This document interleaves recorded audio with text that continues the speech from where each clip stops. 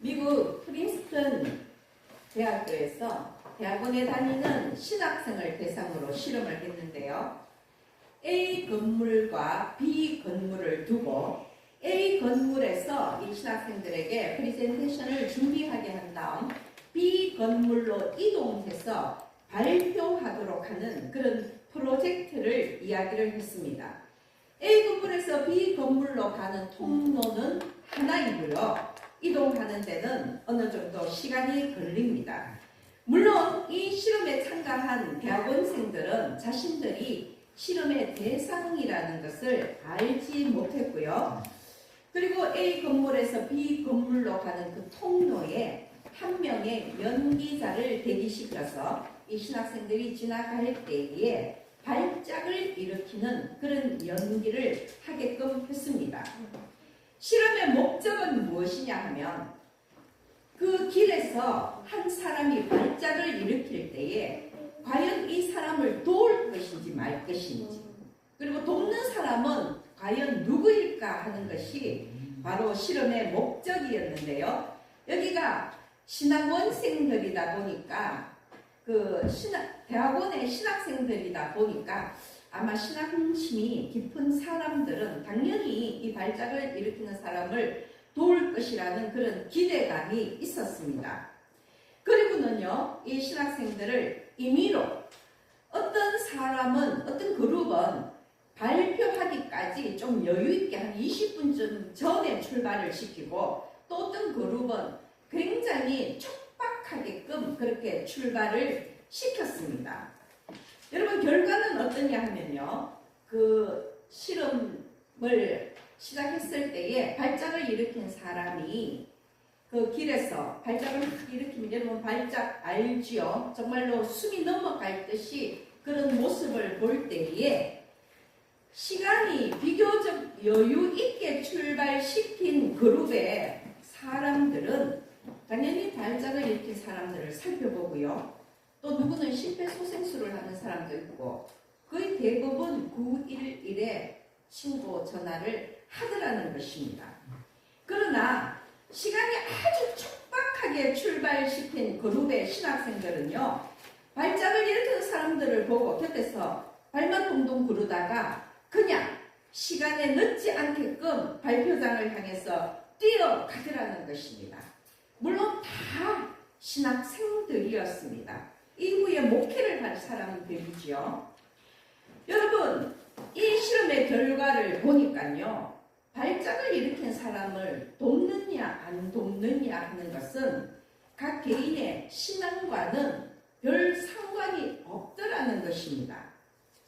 그렇더라면 여러분, 이 실험의 결과를 통해서 알 수 있는 것은 무엇이냐 하면 바쁘지 않으면 돕고 바쁘면 그냥 가더라는 것입니다.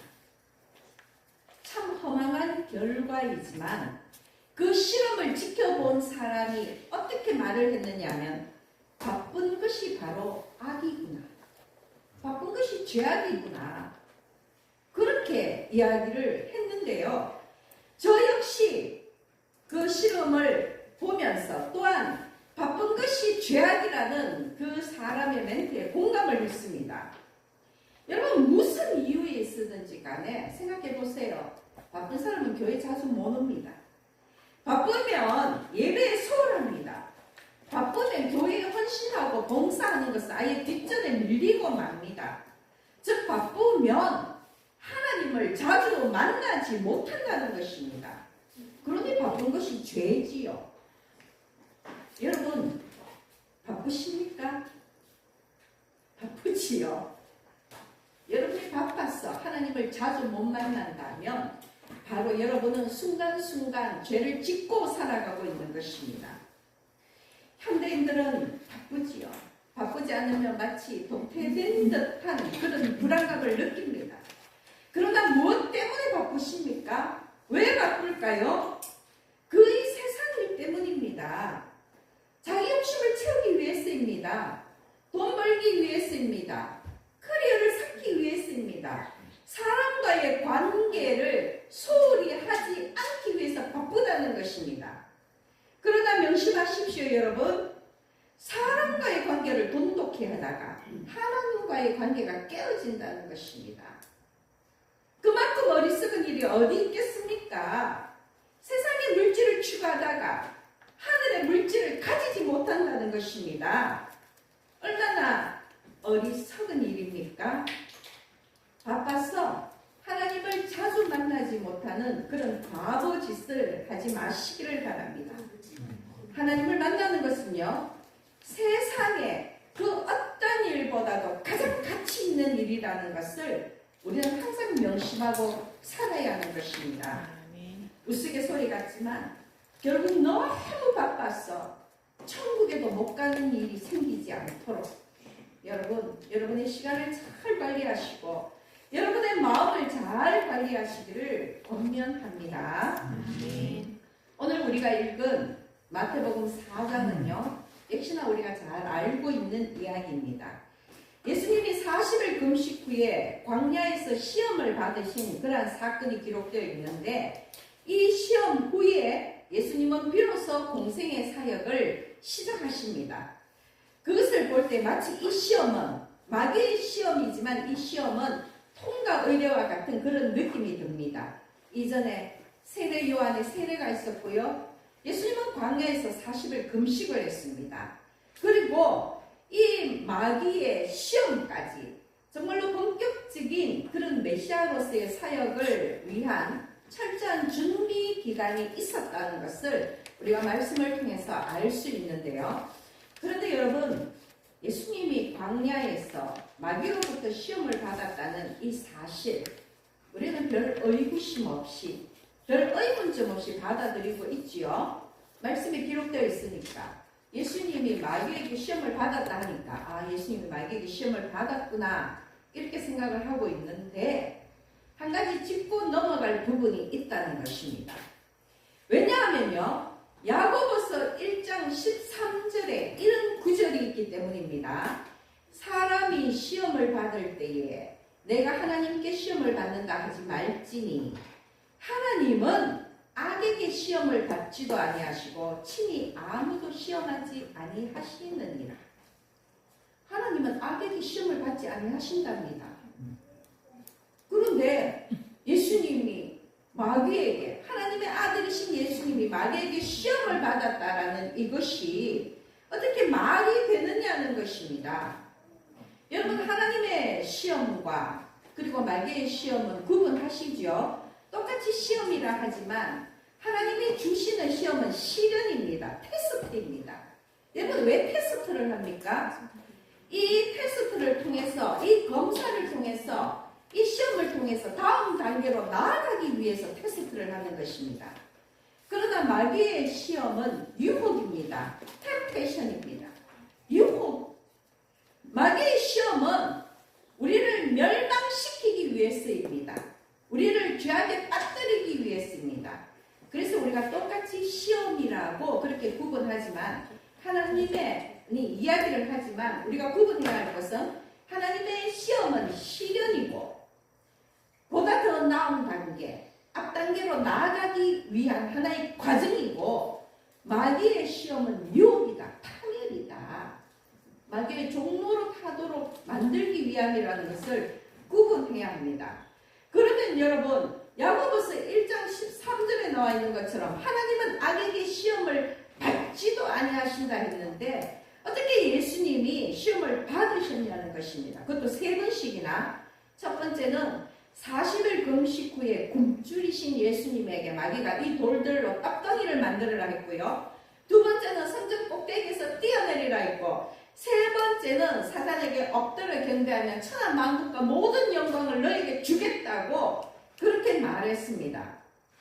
그렇다면 말씀에 비추어 볼 때에 예수님이 어떻게 악으로 시험을 받을 수 있는가 하는 의문이 생기지 않겠습니까?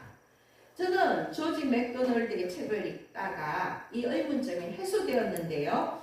결론부터 말씀을 드리면, 마귀가 예수님을 하나님은 악에게 시험을 받지도 아니하신다라는 이 말씀을 볼 때에 마귀가 예수님을 악으로 시험한 것이 아니라 악을 저지르도록 했다는 것입니다. 여러분 참 이게 애매한 것 같지만 영어 사전을 보니까요. 악으로 시험한 것은 with evil이고요. 그리고 악을 저지르도록 한 것은 to evil이더라고요. 무슨 말씀이냐 하면 구분해야 되는데 이 차이가 있거든요.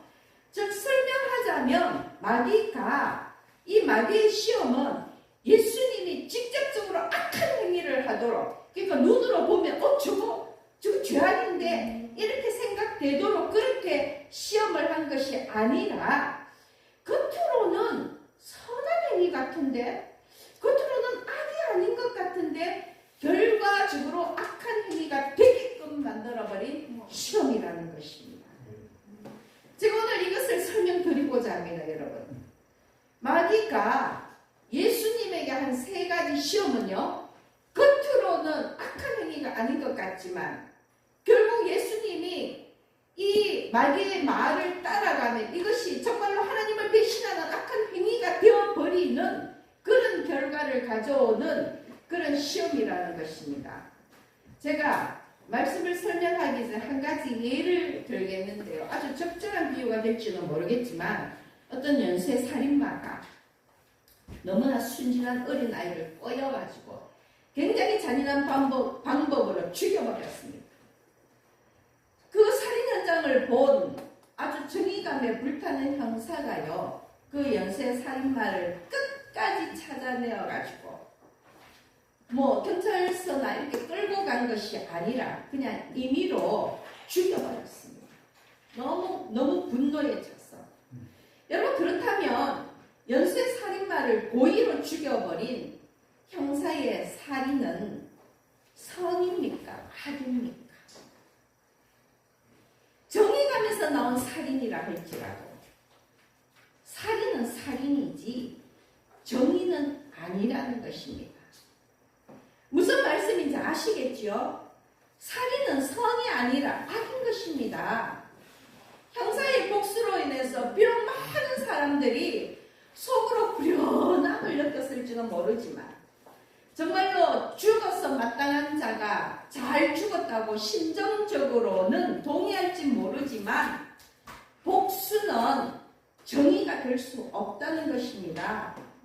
형사는 살인마를 잡으면 법적인 절차를 따라서 처벌받도록 했어야 한다는 것입니다. 자기가 임의로 죽여버리면 그 형사가 그 동기는 비록 선에 갈지라도 결과적으로 악을 행하게 되었다는 것입니다. 악은 악일 뿐이라는 것입니다. 여러분, 그랬어요. 마귀가 예수님에게 한 시험도 그렇다는 것입니다. 마귀의 3가지 시험은 설사 예수님이 그리한다 할지라도 겉으로 보기에는 전능자이신 하나님이 이런 일을 행하시는데 그것이 뭐가 문제가 될까 하든 이상할 것 없는 내용이지만 결과적으로는 악을 행하게 되는 그런 시험이라는 것입니다. 그래서 여러분 한번 집중해 보십시오. 마귀의 첫 번째 실험은요, 이 돌들로 떡덩이가 되게 하라는 것입니다. 지금 예수님은 40일을 금식했습니다. 영적으로는 아주 충만한 상태였겠지만 육신적으로는 정말 죽을 만치 괴로운 매우 굶주린 상태였을 것입니다. 소위 예수님은 번아웃 상태입니다. 본능적으로 허기를 면할 수 있는 음식이 있다면 무엇이라도 먹고 싶었을 것입니다. 바로 이때에 예수님의 필요를 느끼고 마귀가 덤벼들었습니다. 여러분 기억하십시오. 마귀는 항상 우리의 필요를 공격한다는 것입니다. 정당한 요구 같지만 그것을 탐욕과 탐심과 야심으로 만들어버려서 죄를 짓게 하는 것이 마귀의 방법이라는 것입니다. 마귀는 예수님을 찾아와서 돌로 떡을 만들어 먹으라 했습니다. 생각해 보십시오. 굶주린 예수님에게 기적을 일으켰어 돌을 떡으로 변화시켜서 굶주림을 면하라 했습니다. 예수님 그러실 능력이 있잖아요. 예수님은 하나님이시잖아요. 그 돌멩이 하나 떡으로 만들어 먹는 게 뭐 그리 어려운 일이겠습니까? 누구나 기적을 행할 수 있는 예수님이 기적을 행해서 떡 만들어서 배를 채우는 이것이, 이 마귀의 시험이 뭐 특별히 이상할 것 없어 보입니다. 굶주린 예수님에게 능력을 발휘해서 굶주림을 면하라는 이 마귀의 제안이 오히려 예수님에게 그렇게 악한 것은 아닌 것처럼 보인다는 것입니다. 오히려 예수님을 위하는 듯이 보이지 않습니까? 그런데 여기에 함정이 있다는 것입니다. 첫 번째, 무슨 얘기냐면 예수님의 능력, 이 예수님의 능력은 예수님 자신을 위한 능력이 아니라는 것입니다. 여러분 기억하십시오. 예수님이 공생의 사역 기간 단 한 번이라도 예수님 자신을 위해서 기적을 쓰신 적이 있습니까? 없습니다, 여러분. 예수님은 자기를 따르는 무리를 위해, 귀신 들린 자를 위해, 병든 자를 위해, 가난한 자들을 위해, 고통받고 핍박받는 자들을 위해서 기적을 사용하셨습니다. 예수님은 그리고 자신이 메시아인 것을 나타내기 위해서 기적을 사용하셨지만 한 번도 자신의 필요를 위해서, 자기 자신을 돌보거나 자기를 지키기 위해서 기적을 쓰신 적은 없다라는 것입니다. 그래서 예수님은요, 십자가 죽음도 온갖 조롱과 멸시와 채찍을 견디면서 그 어떤 기적도 없이 그냥 고통 속에서 돌아가셨지 않습니까? 다시 말씀을 드리면 예수님의 그 능력, 이 땅에서 예수님의 그 기적적인 모든 능력, 그 표적을 행하는 것은 하나님의 영광을 나타내서 내기 위해서 쓰이는 능력이지 예수님 자신의 안위를 위한 능력이 아니라는 것입니다. 이 말씀을 이해하시겠습니까? 네. 한마디로 예수님의 능력은 구속사를 위한 능력이라는 것입니다. 대속을 위한 능력이라는 것입니다. 만약에 40일 금식이 끝난 후에 천사 금식을 가져왔다면 예수님은 당연히 먹으셨겠죠? 그러나 자신의 그 순간적인 그 굶주림을 면하기 위해서 스스로 불필요한 기적, 세상을 위해 써야 할 그 기적, 구속사를 위해 써야 할 그 기적을 예수님 자신을 위해서 쓰지 않는다는 것입니다. 아무리 예수님이지만, 아무리 하나님의 아들이시지만 하나님의 영광을 위한 그 기적을 자신의 굶주림을 면하기 위해 써버린다면 하나님의 그 신성한 능력이 얼마나 가치 없는 것으로, 얼마나 하잘것없고 보잘것없는 것으로 타락하고 말겠습니까, 여러분? 그래서 예수님은 돌을 떡으로 만들지 않으신 것입니다. 11절을 보면 마귀가 떠나간 후에 천사들이 와서 수종을 드렸죠. 예수님에게 물금식을 대접하였을 것이고 예수님은 아마 기쁜 마음으로, 감사한 마음으로 하나님의 보살핌을 받아들였을 것입니다. 그 음식을 먹었을 것입니다. 그러나 예수님 자신을 위해서, 스스로의 굶주림을 면하기 위해서 거룩하신 하나님의 그 능력을 가치없이 쓰지는 않으신다는 것입니다. 마귀의 그 시험의 목적이, 그 숨겨진 의도는 그 하나님의 그 능력을 하잘것없는 것으로 만들어 버리고자 하는, 그것이 돌로 떡을 만들으라 하는 이 시험이었다는 것입니다. 또 두 번째로 예수님은 왜 돌로 떡을 만들지 않았을까요? 여러분, 돌로 떡을 만든다는 것은 돌을 떡으로 변화시킨다는 것입니다. 한마디로 돌이 변해서 떡이 되는 것입니다. 돌을 떡으로 바뀌는 것입니다. 제가 왜 이렇게 비슷한 단어를 계속 나열하겠습니까? 여러분, 우리는 이것을 무심코 넘겼지만 사실 이것은요, 하나님의 창조 섭리를 역행하는 것입니다. 바뀐다는 것. 여러분 예민하십시오. 바뀐다는 걸 한번 생각해 보십시오. 돌은 하나님이 창조하셨죠. 떡은 사람이 만든 것입니다. 여러분, 마귀의 요구가 무엇이냐면 하나님이 창조하신 것을 사람이 만든 것으로 바꾸라는 것입니다. 얼마나 무서운 요구입니까?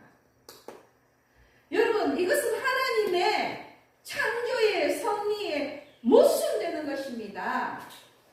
돌은 돌이고 풀은 풀이고 나무는 나무고 떡은 떡이라는 것입니다. 이 말씀의 의미를 알겠지요?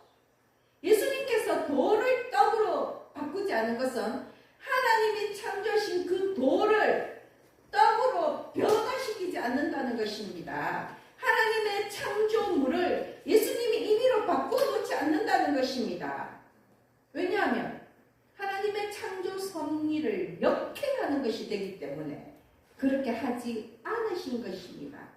예수님은 하나님이 만드신 것을 결단코 바꾸어 놓지 않으신다는 것을 여러분 명심하시기 바랍니다. 마태복음 7장 9절을 보면요, 너희 중에 누가 아들이 떡을 달라 하는데 돌을 주며 라는 말씀이 있죠. 하나님은요, 떡이 필요한 아들에게 돌을 주면서 이 돌로 떡 만들어 먹으라 이렇게 안 하십니다. 떡이 필요한데 그 필요를 왜곡하거나 그 본질을 바꾸어서 돌을 던지지 아니하신다는 것입니다. 그러므로 마귀의 이 시험은요, 하나님의 창조에 역행하고 본질을 훼손해버리라는 그런 시험이라는 것입니다. 마귀가 예수님에게 돌로 떡을 만들라는 것은 겉으로는 굶주린 예수님에게 순간적인 해결책을 제시해 주는 것 같지만 실상은 하나님을 배신하게 하는 것입니다. 여러분, 한 가지 더 오병이어의 기적을 생각해 보십시오. 예수님은 물고기 2마리와 떡 5개로 5,000명을 먹이시는 기적을 행하시는데요. 떡은 떡으로, 물고기는 물고기로 그 술을 늘려서 굶주린 자들의 그 배를 채우셨지만 이것을 저것으로 바꾸지 않았다는 것입니다. 맞지요? 예수님 그 주변에 돌도 많았을 것입니다. 풀도 있었을 것입니다. 나무도 있었을 것입니다. 급한 대로 돌을 주어서 떡을 만들어 군중에게 먹일 수도 있었겠지만 예수님은 누가 무엇을 가졌는지 살펴보시고 어린아이가 오병이어를 가지고 오자 그 오병이어에 기도하시고 그 술을 늘린 거지, 떡을 물고기로 물고기를 떡으로 또는 다른 것을 떡과 물고기로 바꾸어 놓지 않았다는 것입니다. 다시 한번 말씀을 드리지만 예수님은 하나님이 창조하신 피조물을 바꾸지 않으십니다. 왜 그렇습니까? 하나님의 창조의 방식이 무엇이었죠? 말씀이었죠. 하나님은 말씀으로 있으라 하니까 모든 것들이 창조되었지 않습니까? 그런데 예수님이 만약에 하나님이 만드신 그 피조물을 다른 것으로 바꾸어 놓아 버리면 하나님의 그 말씀을 불순종하는 게 되는 것입니다. 하나님의 그 명령을 배신하는 것이 되어버립니다. 이해가 되시죠? 그래서 예수님은 하나님이 말씀으로 창조하신 원래의 창조물을 다른 것으로 바꾸지 아니하신 것입니다. 하나님의 창조물을 바꾸는 것은 죄악입니다. 마찬가지로 하나님은 남자와 여자를 만드셨습니다. 남자, 여자 외에는 없습니다. 남자가 여자가 되고 여자가 남자가 되는 이 모든 것들, 하나님이 지으신 것을 바꾸는 것은 하나님의 창조에 반역하는 것입니다. 이것이 바로 마귀의 방법입니다.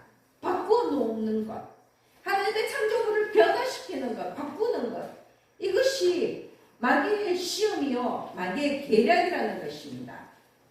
예수님은 사람이 하나님의 입으로부터 나오는 모든 말씀으로 산다고 말씀하셨습니다. 이것은 사람은 하나님의 창조 명령에 순종하며 살아야 한다고 말씀하시는 것입니다. 하나님이 만드신 그대로 돌은 돌이고 떡은 떡으로 그렇게 있는 것이 생명이요. 하나님의 말씀에 역행하는 것은 사망인 것입니다. 그래서 우리는 하나님의 말씀에 순종할 때, 하나님의 그 창조를 바꾸지 아니할 때에, 하나님이 만드신 것을 변화시키지 아니할 때에 진정한 생명을 얻는다는 것을 꼭 기억하십시오. 그것이 예수님이 돌을 떡으로 바꾸지 않은 또 하나의 숨겨진 의미라는 것입니다. 마귀의 두 번째 시험이 무엇입니까? 성전 꼭대기에서 뛰어내리라 있습니다. 그리고 시편 91편 11절 12절의 말씀을 인용합니다. 그가 너를 위하여 그의 사자들을 명하시리니 그들이 손으로 너를 받들어 발이 돌에 부딪히지 않게 하리로다. 마귀는 하나님이신 예수님에게 얘기하면서 자기 말의 권위를 부여하기 위해서 시편 성경의 말씀을 인용해 왔다는 것입니다. 그런데 이 시험의 함정은 또 무엇입니까? 하나님의 뜻이 무엇인지 간과한다는 것입니다. 하나님의 뜻을 생각하지 않는다는 것입니다. 여러분, 만약에 하나님이 예수님에게 성전 꼭대기에서 뛰어내리라 했으면 예수님은 두말 없이 뛰어내리셨겠지요. 예수님이 뛰어내릴 때에 천사가 와서 예수님의 발을 받칠 수도 있고, 또는 예수님이 뛰어내릴 때 천사가 오지 않아서 예수님이, 참 부당한 얘기 같지만 어쨌든 예수님이 땅에 떨어져서 그 몸이 산산조각이 났을 수도 있을 것입니다. 예를 들자면, 그래도 만약에 하나님이 성전 꼭대기에서 뛰어내리라 하면 뛰어내리지 안 뛰어내리겠습니까? 당연히 뛰어내리시겠죠. 그런데 중요한 것은 마귀가 뛰어내리라 하는 것은 하나님의 명령이 아니라는 것입니다.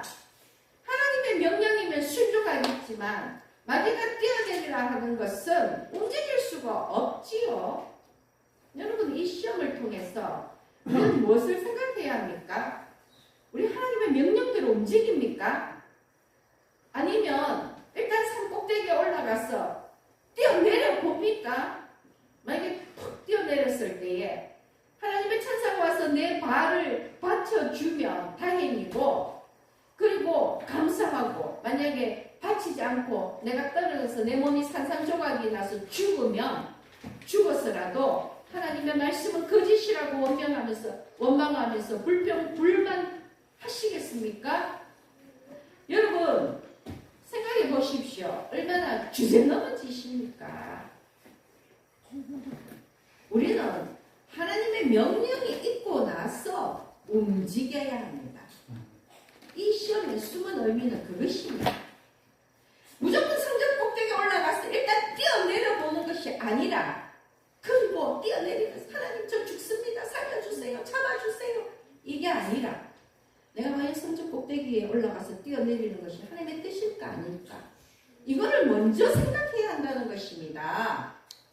하나님의 명령이 있고 내가 행동해야 한다는 것입니다. 그런데 우리는 대부분 어떻게 살아갑니까? 일단 일 저질러 놓고 봅니다.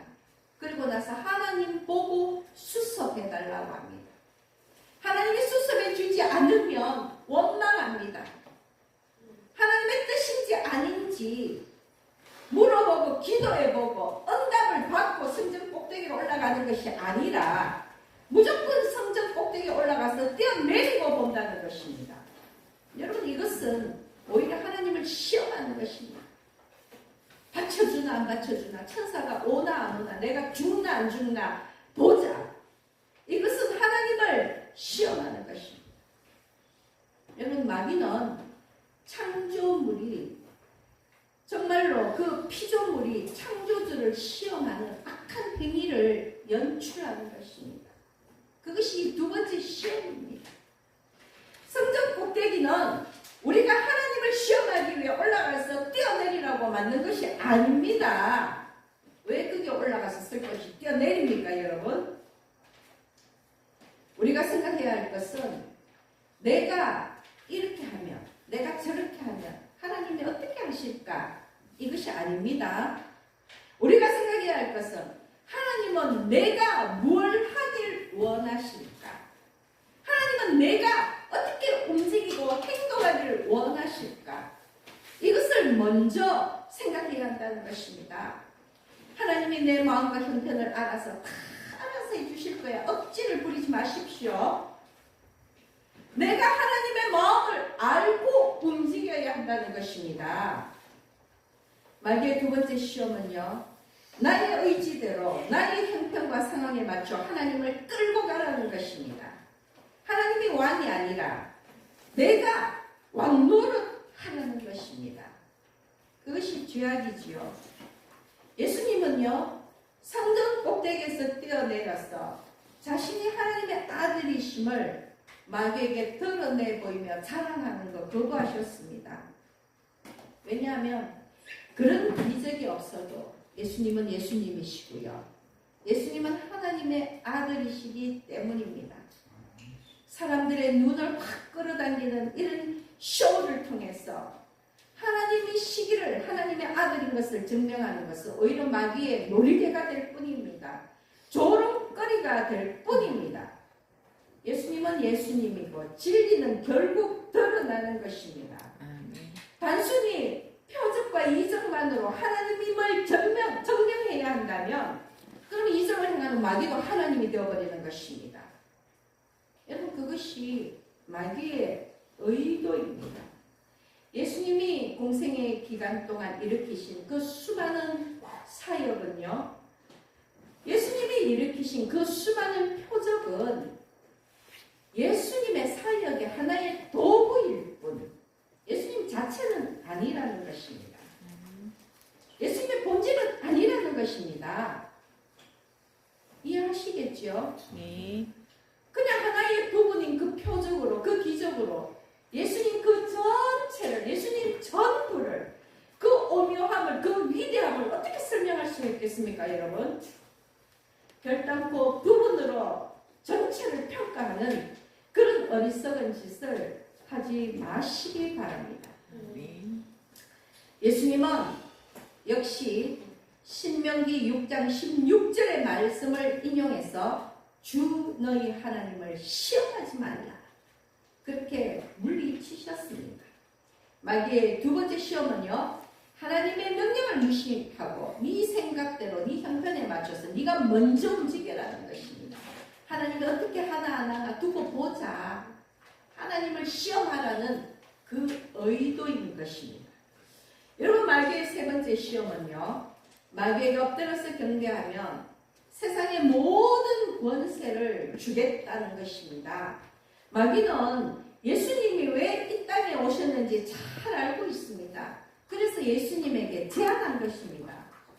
너 고통과 수치의 십자가, 꼭 너 십자가 매달려 죽어야 되겠니? 그냥 나에게 복종하면 내가 네 형제를 구원할 수 있는 힘을 주겠다. 이겁니다, 여러분. 쉬운 길을 택하라는 것입니다. 말 그대로요, 세상의 왕이 되어서 세상 권력을 잡고 그 권력으로 세상을 정복하라는 것입니다.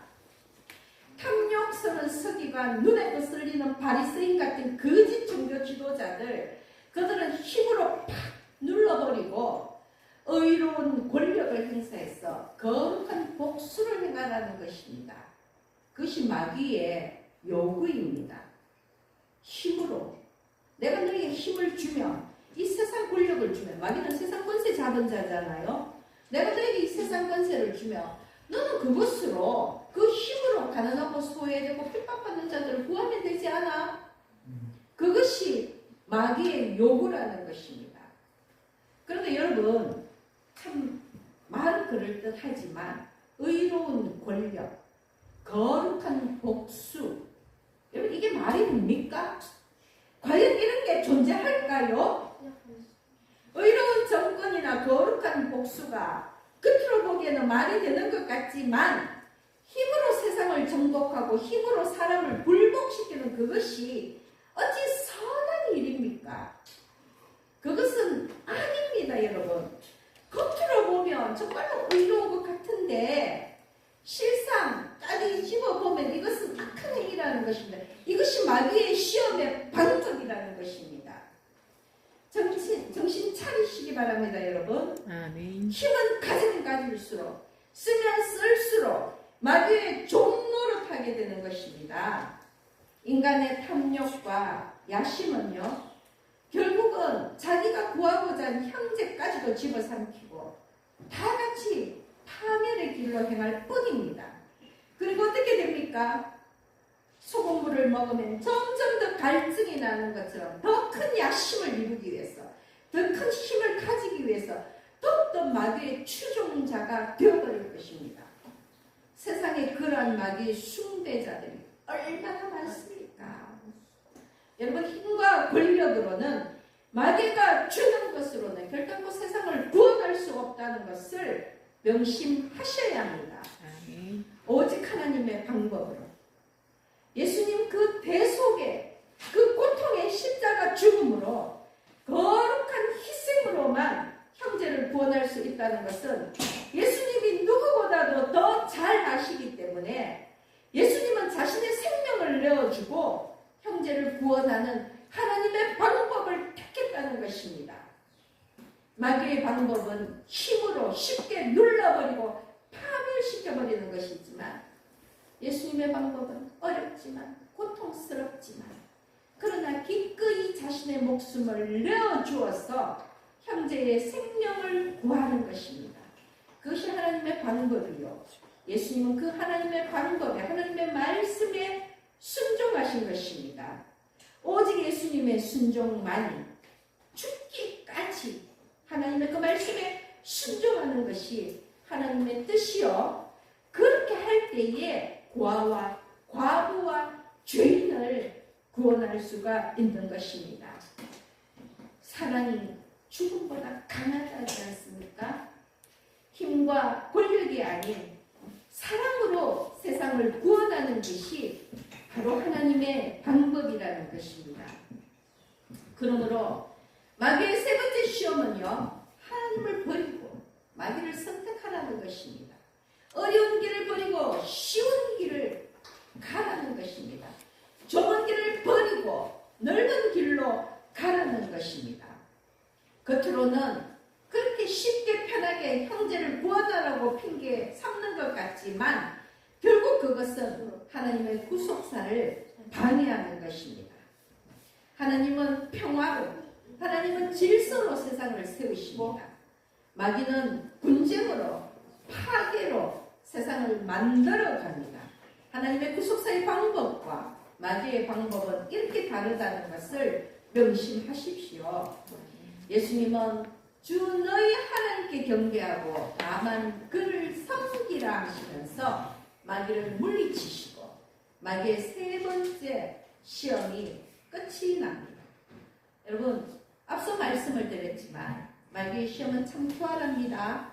겉으로 보이기에는 그리 악해 보이지 않는 것이지만, 그 행동을 할 때는 그것이 하나님의 그 방법에 역행하는 것이, 하나님의 창조 섭리에 모순되는 것이고, 하나님을 배신하는 것입니다. 그것이 이 시험에, 이 세 가지 시험의 숨은 의도라는 것입니다. 첫 번째 시험은요, 권고한 예수 자신을 스스로 도우라는 것입니다. 두 번째는 네가 하나님의 아들인 것을 기적으로 증명하라는 것이고요. 세 번째는 어려운 길 버리고 그냥 쉬운 길로, 그냥 내가 주는 힘으로 세상을 정복하라는 것입니다. 겉으로는 별로 악한 것 같지 않는데 쉽지만 가장 악한 행위, 하나님을 배신하는 행위를 저지르게 하는 시험입니다. 하나님의 창조 섭리를 부정하고요, 하나님이 아닌 나 자신이 주인이 되어서 세상의 힘과 권력을 행사하면서 마귀의 종노릇하라는 것이 이 마귀의 세 가지 시험이라는 것입니다. 물론 예수님은 마귀의 의도를 아시죠. 예수님의 모든 시험을 물리치셨습니다. 그러나 여러분, 우리는 마귀의 이러한 유혹을 과연 이길 수 있을까요? 내가 나 자신을 위해서 사는 것이 무엇이 잘못일까? 하나님이 내게 주신 것으로 그냥 나를 위해 내가 잘 먹고 잘 사는 것이 이게 죄일까? 또는 하나님을 막 저울질하면서요, 내가 이렇게 하면 하나님 어떻게 하실까? 내가 저렇게 하면 하나님이 어떻게 하실까? 뭐 한번 생각해 볼 수도 있지 않을까?